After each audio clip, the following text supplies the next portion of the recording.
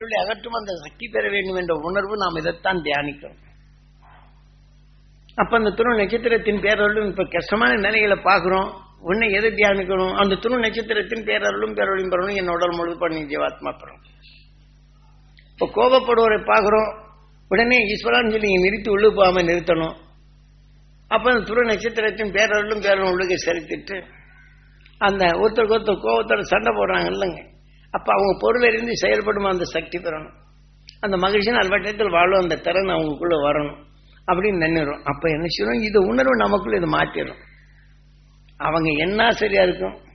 நீங்க போய் திருப்பி சண்டை போட்டு நீங்க புத்தி சொல்லுங்க. இப்ப யாராவது ஒருத்தர் நீங்க 2 பேர்ல சண்டை போடுறாருன்னா ஒருத்தர் போய் நீ கொஞ்சம் பொறுத்து பாப்பா, நீ அவன் சார்பில் பேசணும், இந்த ஆள் சண்டைக்கு வருவான், நீ சமாதானப்படுத்த முடியுமா? இல்ல இந்த ஆளை போய் சொன்னாலும் நீ அவனுக்கு சாதமாக இப்படித்தான் வரும். அவன் உணர்வுக்கு தக்க நம்ம ஒத்துக்கொள்ள நம்ம குற்றவாளி ஆக்குவோம். இப்ப நாம அதை நுகர வேண்டியதில்லை. உடனே நம்ம சுத்தப்பட்டு நம்ம நல்லா அவன் நினைக்கணும். இந்த உணர்வு நமக்குள்ள வளர்த்துக்கிட்டோம்னா அவன் மகிழ்ச்சியான சக்தி வரணும், சிந்திச்சு செயல்படணும், ஒன்றுபட்டு வாழணும் அப்படின்னு உணர்வை நாம் சேர்த்துட்டோம்னா அப்ப என்ன செய்யறோம்? இது நான் சாந்தமான ஒரு பாடு. அவன் உடல்ல இருந்து எடுத்து இந்த சமைச்ச உணர்வு நமக்குள்ள இருக்கு. இந்த சொல்லாச்சு இந்த மாதிரி செய்து இப்போ உங்களுக்கு தான் இப்போ கஷ்டம், நீ இந்த மாதிரி செய்து பாருங்க நல்லா இருக்குன்னு சொல்லணும். அப்போ இந்த உணர்வு அங்கே கேட்க வச்சு இந்த உணர்வு எடுத்தோன்னா அவங்க எடுப்பாங்க. அதை நீ என்ன போய் நிதானப்பா சண்டை போட்டேன்னு சொல்லக்கூடாது. நம்ம சந்தர்ப்பம் எப்படி இந்த உணர்ச்சியில் விட்டு நீங்கள் சண்டை போட்டீங்க, அன்பை நீங்கள் எப்படி எடுத்துக்கிட்டீங்க அப்படின்னு இந்த உணர்வோட ஞானத்தோட சொல்லப்படும் போது இந்த உணர்வுகளை அவங்க ஏற்றுக்கொள்றாங்க. இந்த ஈர்க்கும் சக்தி இல்லைன்னா நீங்க போய் என்னப்பா இந்த மாதிரிலாம் செய்திருக்கீங்கன்னா 5-6 பேர் தெரிஞ்சாது அவர் சார்பா பேசுறாருன்னு சொல்லுவாங்க. அப்ப நீங்க சொன்னாலும் கேட்க மாட்டாங்க. இது நம்ம உணர்வை வளர்த்து வச்சுட்டு இந்த மாதிரி இருக்குது. நீ சண்டை போட்டுட்டீங்க 2 படி வாழ்க்கை இதாக இந்த உணர்வு அவங்க விட்டு சொன்ன நோயா மாறுது. அப்போ அவங்க சிந்திக்கும் தன்மை இழக்குது. இப்போ இந்த மாதிரி வரப்போகும்போதெல்லாம் அது பொறுப்போடு இருந்து 2 பேரும் ஒன்று சேர்த்து வாழணும். அதுக்கு அந்த மகிழ்ச்சினா சக்தி பெறும், உங்க உடலை சேரும். அவனுக்கும் தெளிந்த மனம் வரணும்னு நினைங்க. 2 பேர்கிட்ட சொல்லும்போது இந்த மாதிரி சொல்லுங்க, ஏற்றுக்கொள்ளும் பக்கம் இருக்கும். கொஞ்சம் கேட்பாங்க, கேட்காதான் உள்ளுக்கு போகும் சொல்றத தட்டுங்க. அப்ப நாம இந்த உணர்வை சேர்த்துட்டோம்னா இப்ப அவங்க உணர்வு நமக்குள்ள விளையிறதில்லை. அதை எடுத்து அவங்க கிட்ட சொல்லப்போ அவங்க மாறுறாங்க இல்லைங்களா? அப்ப நான் மாற்றி அமைக்கிறது எப்படி? இந்த உணர்வை மாற்றணும், இந்த மாதிரி நம்ம செயல்படுத்தணும். ஆக நம்ம வாழ்க்கையிலேயே இந்த தியானம்ங்கிறது தீமையை நமக்குள் வராதபடி அருள் உணர்வை நமக்குள் இந்த உயர்ந்த சக்திகளை சமைச்சு அந்த ஞானத்தின் உணர்வு நாம் சேர்க்கப்படும் போது இந்த உணர்வு என்ன செய்யும்? எல்லாம் தெளிந்த மனம் வருது. அந்த துருவ நட்சத்திர உணர்வு நமக்குள் விளையுது. இந்த மாதிரி நம்ம வாழ்க்கையில இதே சொல்லிட்டு வந்தோம்னா இந்த கோடி கரையிலேருந்து தனுசு கோடி எல்லாவற்றையும் ஒன்னா சேர்த்து ஒளியாக மாறுது. அப்படிங்கிறது தான் ராமேஸ்வரத்தின் தத்துவம். சொல்றது ராமன் என்றால் எண்ணம், நான் நுகர்ந்தது உருவாக்குது. எதை உருவாக்கும்னா அதுவே ஈசனாக உருவாகுது. ராமேஸ்வரம் இப்ப எண்ணத்தால் உருவாக்குனதா ராமலிங்கம். அப்ப நம்ம உயிர் நினைச்சு ஒளியான சரீரமா அந்த ஒளியாக மாறணும். இப்ப சொல்றது இதை நாம பக்குவப்படுத்தணும், இந்த நிலைக்கு நாம வரணும். ஏன்னா இந்த உலகில இன்னைக்கு நாம கோபம் என்று எந்த ஊர்லயாவது கோபம் சண்டை போடுறாங்கன்னு வச்சுங்க. இந்த உணர்வுகளை என்ன செய்யுது? ஏன்னா மேகத்தை கூட்டி அதுல இருந்து மழை பெஞ்சி அதுல இருந்து உணவு விளைஞ்சி நாம சாப்பிட்டோம். இந்த உணர்வு மனிதன் எடுத்துக்கொண்ட பிற்பாடு வெறுப்பும் வேதனையும் தொலைச்சி போடணும். எந்த கிராமத்தில் அது அதிகமாக சேர்த்ததுன்னா உண்மையிலேயே பாருங்க, அந்த கிராமங்களில் சுற்றி இந்த உணர்வு பட்ட பின் நினைச்சு இந்த உணர்வு எதிரலைகள் மேகங்களை கலைச்சி விட்டுரும். இந்த பக்கம் மழை பெய்யாது. இதை கண்டோன்னு அது விலைக்கு விட்டுரும். விலைக்கு விட்டோன்னு என்ன செய்யும்? பக்கத்தில் மழை பெய்யும், இங்கே மழை பெய்யாது. இப்ப மனிதனுக்குள் விளைவைத்த இந்த சக்தி அந்த ஊட்டு நம்ம உடலுக்கு எடுறதோட மட்டும் நாம் செய்யற வெள்ளாமையும் கிடைக்கும். இந்த வேதனையான உணர்வு போய் நீங்க வெள்ளாமை செய்தீங்க, இந்த உணர்வு என்ன செய்ய அதுக்குள்ள படப்பட்டு அதெல்லாம் சாப்பிட்டு வந்தோம். அப்ப அந்த உணர்வு என்ன செய்ய அந்த செடிக்கு இருக்கு. இந்த வேலையும் செய்யும். இதெல்லாம் எங்கிருந்து வருது? இந்த இயக்க நிலையிலிருந்து வருது. இப்படி நம்மளை வர அறியாம இயக்கக்கூடிய நிலையிலிருந்து நம்ம மாறணுமா இல்லையா? அதனால நாம கூட்டு தியானங்கள்ல இந்த மாதிரி சொல்லி நீங்க ஊர்ல இந்த மழை பெய்யும் நினைங்க. இப்ப அது வந்து மழை பெய்யாத ஊர்ல கூட மழை பெய்யும். நம்ம இழுக்கணும். இப்ப 27 நட்சத்திரங்கள் நினைச்சு தூசியா வருது. இந்த மேக கூட்டத்துக்குள்ள இருக்கு. எதிரியான நிலைகள் ஒன்றோடு மோதணுன்னு பழியின் மென்ன உடனே விலகி செல்லுது. ஆனா அதே சமயத்தில் விலை செய்யும் வேகத்தில் இன்னொரு பக்கத்தில் அந்த அந்த மேகக்கூடுதல் மோதணுன்னு நீருக்குள் பார்த்தோன்னா வெடிக்குது. நீங்க ஒரு நல்ல ஜூடு பண்ணி தண்ணி பட்டின்னு வெடிக்கும். அப்ப அந்த உணர்வின் தன்மை மேக நீருக்குள் போடணும்னா பட்டின்னு வெடிக்கும். திடீர்னு வந்து விழுகும் இந்த வேகத்துல. அப்ப அந்த உணர்வின் சப்தம் கேட்டவன் நினைச்சுது பூமியே நடுங்குது நம்ம இருக்கிற இடம். இந்த உணர்வின் அறிவால் நினைச்சு இங்க இருக்கிற மேகம் எல்லாம் அந்த பக்கம் போயிடும். அந்த இடிமின்னல் வரக்கூடிய இடங்கள்ல மழை பெய்யுதானே இருக்காது. இது ஒதுங்கி சாந்தமான இடத்துல மழை பெய்யுது. இதே மாதிரி வீட்டுல ஒருத்தருக்கு இந்த தெருவில் சண்டை போடுறான்னு இந்த உணர்வு நினைச்சு விலகி போய் அந்த பக்கம் சாந்தமான இடத்துல போய் மழை பெய்யும். உங்களுக்கு சொல்றது உங்களுக்கு அர்த்தம் ஆச்சு. இது மனிதனுக்கு அதுல இருந்து எடுத்து வளர்த்தவன் தான் இந்த உணர்வின் எண்ணத்திற்கு வலு ஜாஸ்தி. இந்த மாதிரி செய்யும்போது ஆகும். இப்ப நாம என்ன செய்யுது, இந்த கூட்டு தியானங்கள்ல நாம எல்லாம் மேகக்கூடத்தில் மகிழ்ச்சி சக்தி வரணும் அப்படின்னு நம்ம உணர்வை எண்றோம். அந்த எண்ணும் போது நினைச்சு கொஞ்சம் நம்ம அதுல இருந்து வளர்ந்தவங்க அதை எண்ணி அங்க கூட்டணும். நம்ம உணர்வு அங்க கலக்குது. அந்த உணர்வு கலந்தவன் நினைச்சது நல்ல உணர்வுல மேகங்களா கூட்டச்சு. அது மழையா பெஞ்சேன்னா நாம எல்லாரும் நல்லா இருக்கும் எண்ணத்தோட பெய்யும் போது அந்த மழை பெஞ்ச உடனே பாருங்க, சில காடுகள்ல பூச்சி புழு இருந்துச்சுன்னா இந்த உணர்வு பட்டோன்னே அது நல்ல அணுவா மாறும். இது விஷத்தை மாற்றி அந்த மலத்தை போட்டோம்னா அந்த செடி நல்லா இருக்கும். ஆனா செடியில இருந்த வாசனை தான் அது நுகரும் சாப்பாடா எடுக்கும். அதே மலத்தை கொடுக்கும், இது உடமா கொடுக்கும். மற்ற உணர்வு நான் வேதனையான உணர்வானவொன்னு இந்த செடியை சாப்பிடும். அப்ப சுத்தமா முனியில கடிச்சிருச்சுன்னா என்ன ஆகும், சத்து இருக்காது, வெள்ளாம போயிடும். இயற்கை நீதிகள் இதெல்லாம் தெரிஞ்சுக்கிறது 20 வருஷம் அனுபவப்பட்டேன். நீங்க உட்கார்ந்து இங்க கேட்கறீங்க, உங்ககிட்ட பதிவு செய்யறேன். இந்த நினைவை கூட்டிக்கிட்டேன்னா எல்லா சக்தியும் நீங்க பெற முடியும். நீங்க எல்லாரும் நான் தெரிஞ்சுக்கிட்ட மாதிரி காட்டுக்குள்ள போய் தெரிஞ்சுவிட முடியுமா? உங்க பொழப்பு என்ன ஆகுறது? நம்ம சம்சாரத்தை பிள்ளை குட்டியெல்லாம் விட்டு போட்டு காடெல்லாம் போனோம்னா அவங்க எத்தனை வேதனைப்பட்டிருப்பாங்க. அப்ப நீங்க விட்டுட்டு போனா அவங்க வேதனை வந்தா என்ன செய்யும்? இது குருநாதர் சொல்றாரு, நீ வீட்டை விட்டு வந்துட்டு உங்க வீட்டுல உங்க பிள்ளை எல்லாம் என்ன பண்றாங்க பாருங்க. அப்பதான் இமயமலையில இருக்கும்போது என்ன செய்யறாரு தண்டபாணி, நான் பேச முடியாது. இங்க இவங்க அம்மா அனுஷியும் திட்டுக்கிட்டு நான் அவனுக்கு எப்ப பார்த்தா நான் பிஸ்கட் எது வேணாலும் வாங்கி கொடுத்துருப்பேன். ஏன் எண்ணம் தான் இருக்கு, அவங்க அம்மா மேல என்ன இருக்காது. ஆளை காணோம்னு சொன்னா அப்ப நம்ம மேல இருக்கிறேன். குருநாதர் போக சொன்னார். போகும்போது வெனிசினா அந்த தெருவில் உட்காந்து நானாங்கிறான். அது உஷ்ணமாகி ரத்தமா பேடுறான். இங்க பேடுறான், அந்த உணர்வு வருது. யூடியூப் பண்ணா அவங்க அம்மா தொலைஞ்சு போன உங்க அப்பா அப்படி பண்ணிட்டாரு இப்படி பண்ணிட்டாரு, எங்க மாமியார் அந்த மாதிரி பேசுது. இந்த அம்மா பேசுன்னு இதையும் சேர்த்து என்னை விட்டு போட்டு என்னை கொண்டு போய் இந்த மாதிரி கெட்டி வச்சு என்னை இது பண்ணேன்னு அவங்க அம்மா பேசுறது. ஒண்ணுக்கு ஒண்ணு இந்த வேகங்கள் எப்படி மாறுது, நடந்த நிகழ்ச்சிங்க. அப்ப பையன் இப்ப இருக்குது. அப்ப என்ன செய்யறாருன்னா, அங்க நான் மலை மேல இருந்து பாக்குறேன். இப்ப இதில் என்ன செய்யிட்டு இந்த ஜோஸ்மெட்ல இருந்து மேல பத்ரிநாத்துக்கு மேல போகும்போது இந்த மாதிரி சொல்லி ஒரு 10 ரூபாய ஒரு கவர்ல போட்டு ஜோஸ்மெட்ல போஸ்ட் ஆஃபீஸ் இருக்குது. எல்லாம் அங்க மிலிட்ரி கேட்டி எல்லாம் இருக்குதுங்க. அந்த இடத்துல போனோடனே என்ன செய்யுது, இந்த 10 ரூபாய் வச்சு காயத்துல மடக்கி வெளியே தெரியாம போட்டு அங்கிருந்து போட்டு வச்சிடணும். இதை எப்படி பார்த்தான்னு தெரியல. வீட்டுக்கு வரப்போகும்போது ரூபாய் எடுத்தேன், காகிதம் மட்டும்தான் போயிடுச்சு. லெட்டர் வந்து பார்த்தோன்னு என்ன செய்யுதுக்கு, சாமியம்மா கேட்டாதான் தெரியும். இங்க விழுந்து நீ அங்க விர வெட்டுறவன்ட்ட நீ அங்க பாருப்பா இங்க பாருப்பா கீழே விழுந்துச்சு. அந்த வந்து போட்டு தலையிட்டு அந்த ஆர்வம் காசு, அந்த 10 ரூபாய் காசுக்கு என் போட்டா இருக்குது. அந்த போட்டாவை எடுத்து தண்டபாணி கொடுங்கன்னு சொல்லி எழுதி சொன்னார். அந்த போட்டா இருக்குது. பார்த்த உடனே இவனுக்கு சந்தோஷம் வருது. சாமியம்மா கணிச்சு இப்படின்னு விட்டு போட்டு வெறுப்பு வரும். நடந்துச்சு அங்க என்ன நடக்குதுன்னு பாருங்க. அப்ப நான் பனிமலை மேல இருக்கிறேன். என்ன செய்து இது சொன்ன உடனே நான் குருநாதர் சொன்ன வழியில போகும்போது இந்த பனி என்னை தாக்காத பாதுகாத்துக்கிட்டு இருக்கிறேன்.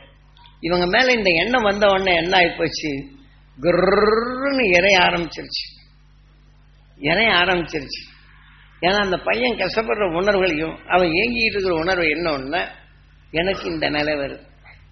அப்ப நிலை வந்தவன் என்ன செய்யறாருதான் இப்ப அந்த இடத்துல பாடுறாரு நம்ம குருநாதர்.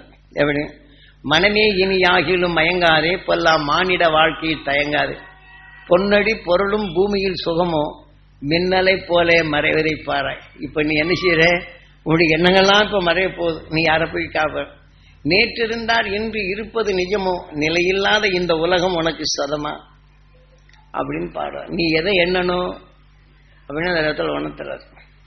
நாம இதைத்தான் என்றும் பையன் மேல ஆசையா இருக்கிறோம். நம்மையும் காக்க முடியல, நீ அவனை எப்படி நீ காக்க போற? ஒன்னிலே காக்க முடியாது, எப்படி காக்க போற? இந்த உணர்வோட போனேன்னு அவன் உடல்ல தான் போவேன். அங்க உடல்ல போய் அவனுடைய இதே பழத்தை நான் பைத்தியக்காரன் ஆக்குவேன், அவனை கொல்வேன். அதுக்கு தான் உதவும். இந்த ரத்தத்தை தான் உணர்த்துறது. இப்ப நம்ம என்ன செய்யணும்? அது ஆன உடனே ஈஸ்வரான்னு சொல்லி மறுபடியும் எண்ணி குருநாதர் சொன்னபடி அந்த திரு நட்சத்திரத்தின் உணர்வை நான் பெறணும், என் உடல் முழுது பண்ணி இதை அடக்கிறேன். ஏன்னா அந்த உணர்வை எடுத்துதான் நடு கொண்டு போறேன். பையன் நினைவு வந்து இதை விட்டுட்டேன். அப்ப இந்த உணர்வு கிருன்னு இருக்கு. கொஞ்சம் பார்த்தோன்னு கொஞ்ச நேரத்தில் அப்படியே இறுதியை நின்று போகும்போது கிருன்னு இறைய நீங்க பையில் நிற்கான்னு பாருங்க, உங்க உடல் உதறத பார்க்கலாம். அப்ப இறையுது. அப்பதான் இதை சொல்றாரு. அப்ப நான் பையன் அங்க நடக்கிற நிகழ்ச்சி எல்லாம் தேடுது. நான் காசு கொடுத்து விட்டேன்ல, அந்த அம்மா சாமி அம்மா இங்க தேடுறதெல்லாம் அந்த இதெல்லாம் தேடுறதெல்லாம் தெரியுது, காட்டுறாரு. அப்ப அதுக்குள்ள என்ன செய்யுது? இதெல்லாம் என்ன தெரிய முடியுது? நீ அவங்களுக்கு என்ன நீ காப்பாற்ற முடியும்? நீ எப்படி காப்பாற்றணும் அப்படின்னு அந்த இடத்துல சொல்ற. அப்ப அந்த துரு நட்சத்திரத்தின் உணர்வை நான் பெறணும், என்னோட முழுது பண்ணணும், என் ஜீவாத்மா பெறணும். அவன் உடல் நோய் நீங்கணும், அவங்களுக்கு நல்ல மன உறுதி வரணும், அவங்க செல்வங்க அதை அவங்களுக்கு மன உறுதி கொண்டான அந்த சிந்தனை வேணும், சிந்தித்து அவங்க செயல்படக்கூடிய வலிமை வேணும். அப்படி நீங்க என்ன அப்படின்னாரு. இப்ப என்ன உடனே சாமி அம்மா கேட்பாருங்க, எவனோ விறகு எடுத்து வந்திருக்கிறான், எங்கெங்க மாலங்காட்டுல விறகு எடுத்து வந்திருக்கான்னு ஈட்டி மரம் இருக்குல்ல, வெட்டி போட்டு இதை தப்பிச்சு போயிட்டாங்க. கூப்பு கான்டாக்ட் எடுத்த என்ன செய்யறாங்க, அதெல்லாம் மக்கி போயிருந்தோம்னா மேல மக்கி இருக்குது. அதே சமயத்தில் இந்த தேக்கு மரங்களை கொஞ்சம் கொஞ்சமா சிறு சிறுசா போட்டு இந்த விறகு துண்டுகளோட கோச்சியோட போட்டு அங்க வச்சிருக்கிறாங்க. கான்டாக்ட் எடுத்து என்ன செய்தான், இதை எடுத்து போட்டாங்க, மேல பச்சை மரங்களை போட்டு இது விற்கிறது கொண்டாடுறான். இந்த மாதிரி சரக்குகளை யார் கூப்பிட்டாலும் விற்க முடியாது, கொண்டாடக்கூடாது, பிடிச்சிட்டாலும் உள்ளுக்கு போயிடும். அதனால சட்டத்தை ஏற்றிட்டாங்க விடுக்கிறான். இவன் கிடைச்சது என்ன வெட்டாத வருது, காசுல கிடைக்குது, அதை தூக்கி விட்டான். அது விட்டோன்னு இந்த கடைக்காரங்கள்லாம் பார்த்துட்டு இது கடைசின்னு நம்மளுக்கு தொல்லை வந்துடும், வேண்டாம் வேண்டான்ட்டாங்க. சாமி அம்மா கிட்ட வந்து என்ன செய்யறாங்க, நடந்த நிகழ்ச்சிங்க.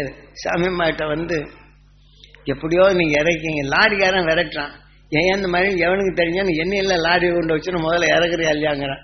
வேற வழி இல்லை. சாமி அம்மாவை தேடி வந்து இங்க கொண்டு என்ன செய்யிட்டாங்க, இதுக்கு காசு வேண்டாம நீ இறப்பி, இதுக்கு ஒன்றும் தெரியல, வித்து லாரி காசு கொடுமாங்கிறான். நம்மளுக்கு பரவாயில்ல அப்படின்னு நினைச்சது. ஏன்னா இங்க இருக்கிற சரக்கு தெரியாது, தெரிஞ்சுன்னு இது வேண்டான்றது. கடைசியில் நம்ம கொண்டு இருக்கிற தரித்திட்டு இதான் மாயிட்டாங்க. கொட்டு போனோடனே இங்க வீட்டியா இருக்குது. அந்த இடத்துல ஒருத்தர் ஆசாரியார் விறகு வாங்க வந்திருக்கிறார்.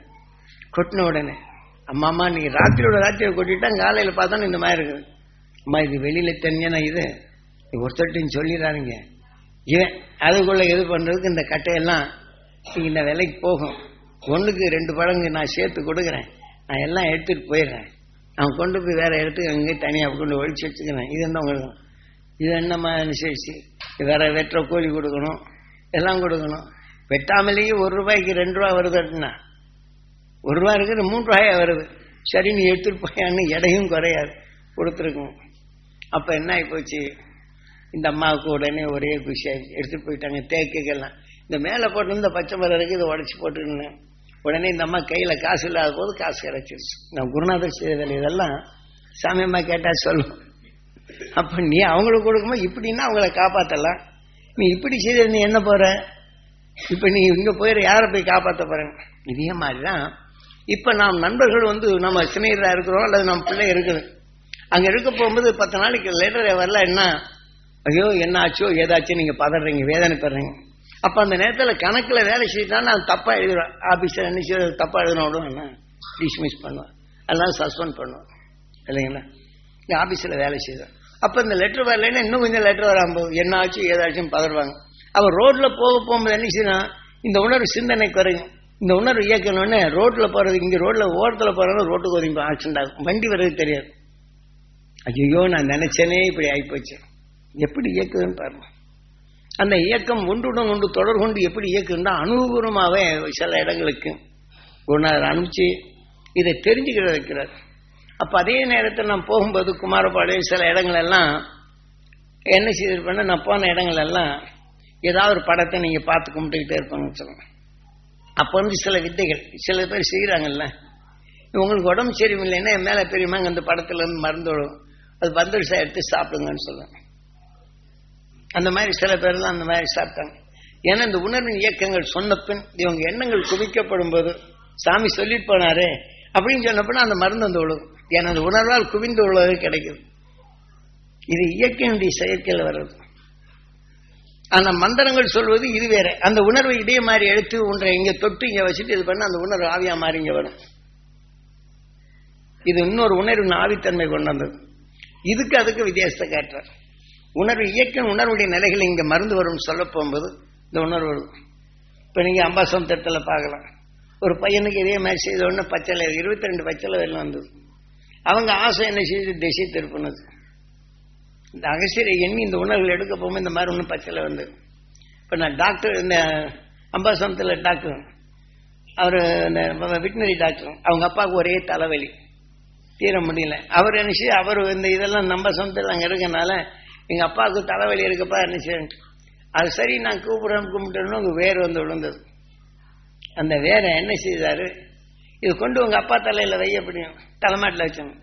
அது தலைமாட்டில் வச்சுருந்த விஷமெல்லாம் போயிடுச்சு. அதுல இருந்து தலைவலி. ஒரு நாளைக்கு 12 ரூபா மாத்திரை சாப்பிடணுமா. எத்தனை வலி வந்தேன்னா அந்த 12 ரூபா மாத்திரை போகணும். இன்னைக்கு அந்த வேர் இங்கே கொண்டு கொடுத்துட்டு வச்சிருக்கிறேன். ஏன்னா அவங்களுக்கு கொடுத்து போக பாக்கி என்ன சாமி செய்யணும். அப்பா காலமாயிட்டாரு, வயசாகி போது போயிடுறாரு. அந்த இது இருக்கு சாமி அப்படின்னு.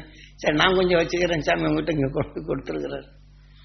ஏன்னா இந்த இயற்கையினுடைய நிலைகளை எப்படி வருதுன்னு அந்த நிலையத்தில் காமிச்சேன். இப்போ நீங்களும் உங்களுக்கு அந்த சக்தி பெறணும்னு நினைக்கிறோம். இதில் என்ன செய்ய ஆசை எதில் போடுது. இது மாதிரி கிடைக்கணும்னா நீ இதில் தேடி போகிறதுக்கே போயிடுது. இதை சம்பாரிச்சு ஏதாவது நம்ம காசு சம்பாதிக்கலாம், இந்த உடலுக்கு தான் போயிடும். அந்த அருளி பெறுவோம் இருளி போகணும். இந்த உணர்வு மாறுறதில்லை. அதனால தான் முந்தி காட்சிகளாக கொடுத்தது இந்த மாதிரி வர்றதெல்லாம் குறைச்சிட்டேன். இப்போ என்ன செய்கிறாங்க, இப்போ அந்த இதே மாதிரி திருநெல்வேலியில் ஒரு வீட்டில் இந்த மாதிரி இருக்கும், கொஞ்சம் கஷ்டமாக இருக்குன்னா இந்த மாதிரி கும்பிடு உடஞ்சி கொய்யாப்பழம் வந்தது, காசு வந்தது. அந்த பையன் என்ன செய்யிட்டான், சாமி சாமி நாங்கள் கேட்க ஆரம்பித்தாங்க. இப்போ சாமி இங்கே பூனையை கொண்டு வர சொல்கிறார், வழக்க சொல்கிறாரு. பூனையை கொண்டு வச்சார். இப்போ சாமி சினிமாவுக்கு போய் சொன்னார் என்னன்னு கேட்டுருக்கிறார். இல்லை சாமி சொல்றாரு எனக்கு என்ன, நான் பாட்டுக்கிறேன்.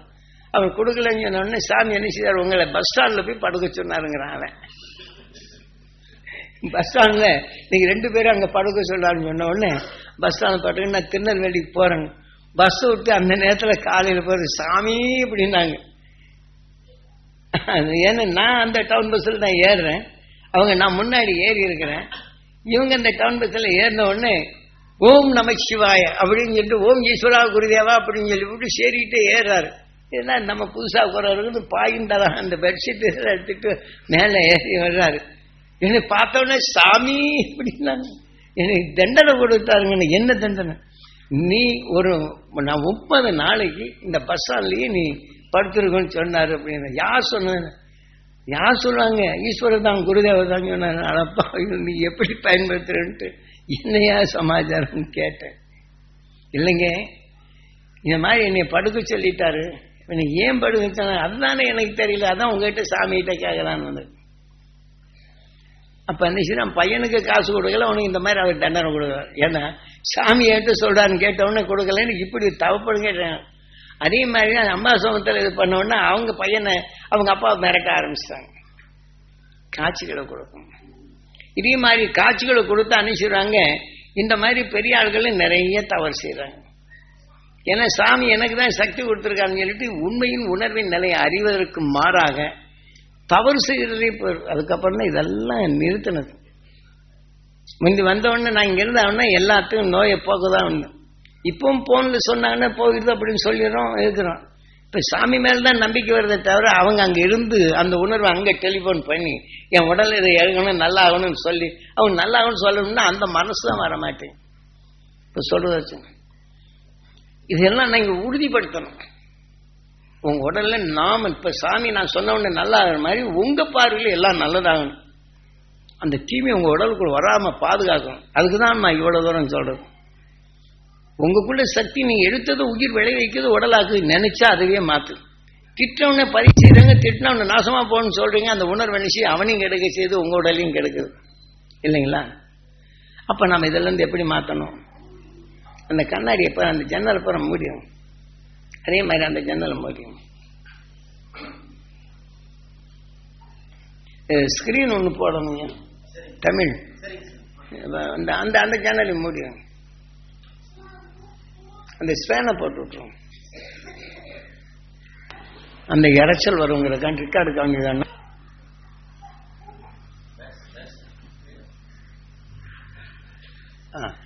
அப்படியான திருப்பி விட்டுருவோம். இப்ப நான் சொல்றது உங்களுக்கு, நாம சக்தி கொடுத்தாலும் அது தவறான வழியில பயன்படுத்திடுறாங்க. அதனால நீங்க இப்ப என்ன செய்யணும், ஒவ்வொரு நொடியிலையும்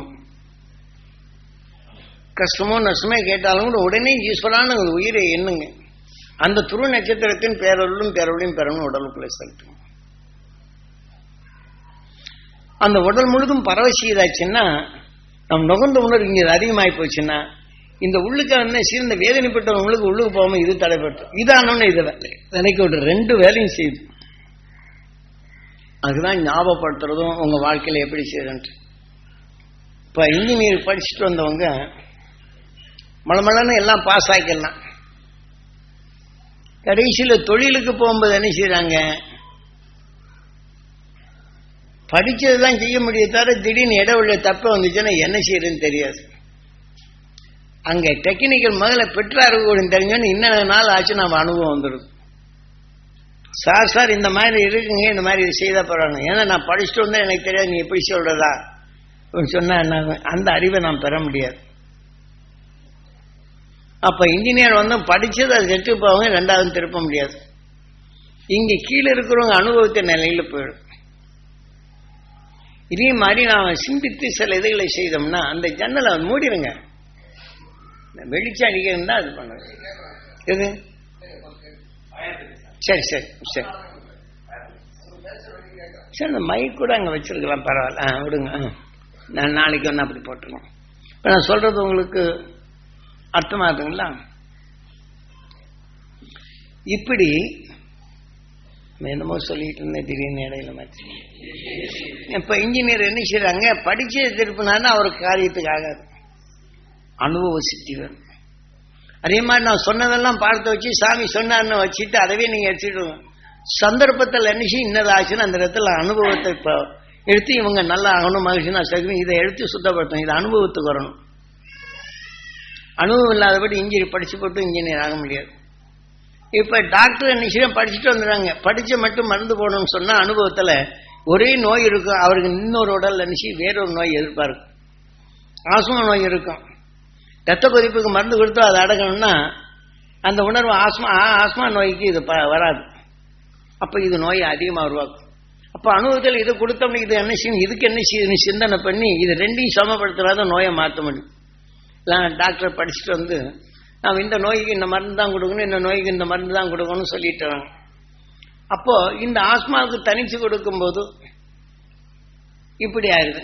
அந்த ரத்த கொதிப்பை கொதிக்கிறதுக்கு குளிர்ச்சியான கொடுத்தா இதுக்கு ஆகாது, கிருன்னு எனக்காகும்.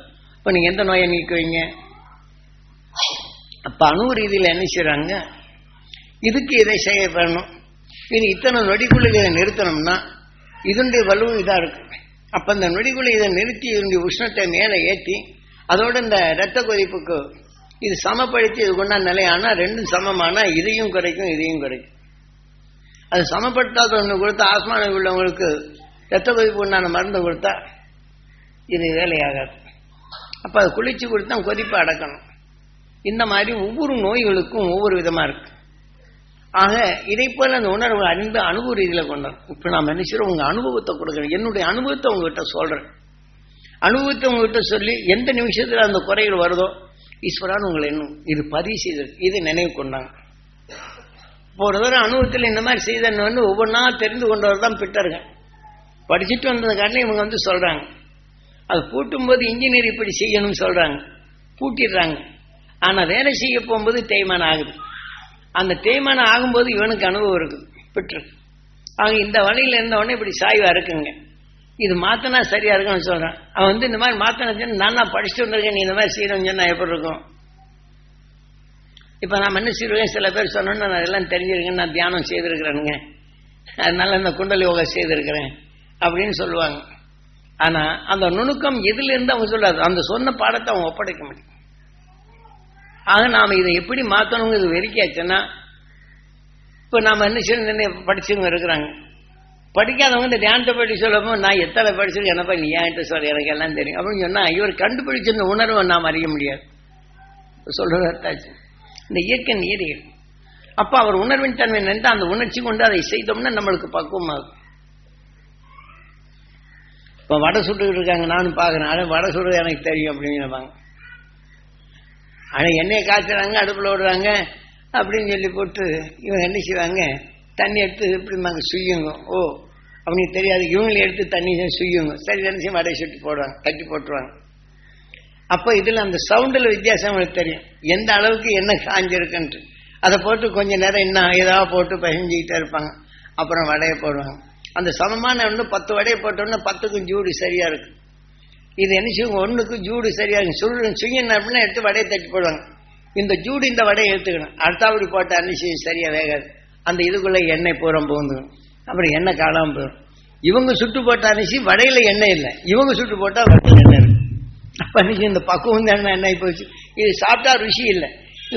நல்லா ஜூடா போட்டு போட்டோன்னா மேல அன்னிச்சுது நல்ல சமமான நெல் மொறுமொறுன்னு ஆகுது. சரி அவங்க மொறுமொறுன்னு வருதுன்னு நினைச்சு நிறைய வேக வச்சு சொட்டு வடையை சுட்டு போட்ட அன்னிச்சியும் அது பூரா மேல கறிப்பு உள்ளுக்கு மாவா இருக்கும். ஐயோ கறிப்பு நேரத்தில் ருசி இருக்காது. இதெல்லாம் பக்குவ நிலை. எதுவுமே ஒரு சிறுதான் இருந்தாலும் எல்லாமே பக்குவ நிலை. இப்ப ஆன்மீகத்தை உங்ககிட்ட கொடுத்தோம்னா இது பக்குவ நிலை பண்றதுக்கு தான் உங்களை இந்த உணர்வுகளை அனுபவிச்சு சொன்ன நிலையை அனுபவ ரீதியில நீங்க இந்த தியானத்தை எடுக்கும்போது உங்களுக்கு காக்கிறதுக்கு உங்க எண்ணம் உதவும். நம்ம எதுக்கு உடல் உழைப்புக்காக வேண்டி இத்தனையும் படிக்கிறோம், எத்தனையும் செய்யறோம். ஆனா சாப்பிட்டோன்னா எண்ணத்தால் உணர்வுகள் நாம சேர்த்து அது நாம கொஞ்ச நாளைக்கு தான் அதான் பண்ணி சம்பாதிக்கிறோம், எல்லாம் செய்யறோம். பையன் சொன்னபடி கேட்கலன்னு நினைச்சிடும். இப்படி பண்ணிட்டு இருக்கிறானே, எதிர்காலத்தில் என்ன ஆக போறான்னு வேதனை எடுத்து அனுப்பிச்சு இந்த வேதனை கை கால் குறைச்சலாது. அப்புறம் நினைச்சு சிந்திக்கும் தன்மையாது பையனை உதைக்கவே ஆரம்பிச்சிடும். நாசமா போடா அப்படின்னு சொல்லி கடை போனாஞ்சு பறக்கி விட்டுரும் இல்லைங்களா? அப்ப இந்த வேதனை எடுத்து இவனால என் பையனால இப்படி ஆச்சுன்னு சொல்லப்போ இந்த உடல் விட்டு செத்தவர் பாடு எங்க போறோம், பையன் உடலுக்கு தான் போறோம். பையன் உடலுக்கு தான் போவோம். இந்த உணர்வு அதை எடுத்து வந்தப்ப அதை நிலைய போயிடும். அவனுக்கு எடுத்து அவனை வாழ விடாம போயிடும். அப்ப நம்ம சம்பாதிச்ச சொத்தை நம்ம பார்த்துக்கிறதுக்கு ஞானம் வேணுமா இல்லையா? ஞானம் இல்லைன்னா சொத்தை காப்பாற்ற முடியுமோ? வேற ஒன்றும் வண்டியில் வீட்டில் எல்லாம் சந்தோஷமா இருக்கிறாங்க. அதாவது வெளியில போயிட்டு வந்து வெறுப்பா இருக்கிறாங்க. பொம்பளைக்கு ஏதாவது கேட்டாங்கன்னா அது வெறுப்பா சொல்றாங்க. எப்ப பார்த்தாலும் இப்படியும் சொல்லிக்கணும், ஏதோ கொஞ்சம் சாந்தமா சொல்லணும்னு சொன்னா நானா கோபமா பேசுறேன், நீ கோபத்தை உண்டாங்கன்னு மீண்டும் அங்கதான் சண்டை போடுவாங்க. எதை அங்க சண்டை போட்டோம்னு என்ன செய்யறாங்க, சரி ஒரு கோவிச்சுக்கிறாரு கொஞ்சம் பார்த்து செய்யலாரு, எதாவது செய்ய போனா இவர் எண்ணிய வேகத்தை இங்க செய்யலாம், இப்பாரு நீ ஏடுக்கு மாதிரி தான் செய்யறான்னு இங்க சண்டைக்கு வரும் உணர்வுகள். அப்ப இப்ப வரப்போது என்ன செய்யறாங்க, இந்த சம்பாதிக்க போற இடங்கள்லையும் இதே உணர்வாக அங்கேயும் தடைப்படும். அதே உணர்வு வந்து குழந்தைகிட்டே பேசும். அப்ப அந்த சம்பாதிக்கக்கூடிய நிலையை நாம சரியா வச்சுக்கிறோமா? இதெல்லாம் சந்தர்ப்பம். இந்த மோதலின் உறாவியால வரக்கூடிய இந்த உணர்வுகள் நம்மளுக்கு எப்படியெல்லாம் மாற்றி அமைக்குது. அப்ப நம்ம அதை என்ன செய்யணும்? இப்படி உணர்வானோன்னா என்ன செய்வாங்க, எதுக்கு நான் கஷ்டப்படணும் எல்லாம் போட்டு இந்த மாதிரி எனக்கு நிம்மதியே இல்லை, அவர் தொழில் விட்டுருவார். அங்க சிந்திச்சு செய்யணும்னா அங்கேயும் எழுப்பு, இங்க வீட்டுக்கு வந்தாலும் எழுப்பு. எதனால வருது, என்கிட்ட விளைய வைக்கிறேன் அதை சொன்ன பொறுமை இல்லாமல் சொன்னோம்னா அங்கேயும் ஆயிடுது. அதே சமயத்தில் இதை பொறுப்பிழந்து அங்கே சொல்ல போகும் தொழில மட்டமாவது மேலதிகாரி நம்ம இது பண்ண ஆரம்பிச்சிடறாங்க. எங்க இருந்து வருது? ஒருத்தர் இந்த குடும்ப பற்றுல ஒருத்தருக்கு இதாகிச்சுன்னா அந்த உணர்வு குடும்பம் முழுதும் படாது. அதை மாத்தணுமா இல்லையா? அப்ப அந்த உடனே என்னச்சுன்னு இந்த இடத்துல நம்மளுக்கு கோபம் வருது, எதனால வருது அப்படின்னு இந்த தியானத்தில் இருக்குன்னு தெரியும். இப்ப கோபம் வருதுன்னா ஏன் வருதுன்னு உடனே மடக்கி திருப்பி ஆத்மசுத்தி செய்ய சொல்லும். இது உங்க அனுபவத்துல தெரிஞ்சுக்கலாம். இது முன்னால் விட்ட நிலையை சண்டை போவோம். நம்ம வீட்டுல இப்படி சண்டை வருது, எதை பார்த்தாலும் கேட்க மாட்டேங்கன்னு வந்துடுவாங்க. இது தெரியாதவங்க இந்த தியானத்தில் இருக்கணும்னு சொல்றாங்க, நான் தியானத்தில் கூட இருக்கிறேன் அப்படின்னு சொல்லி போட்டு எதை செய்தாலும் எங்க வீட்டுல இந்த தொல்லைகள் விட மாட்டேங்க அப்படின்னு நினைந்துருவாங்க.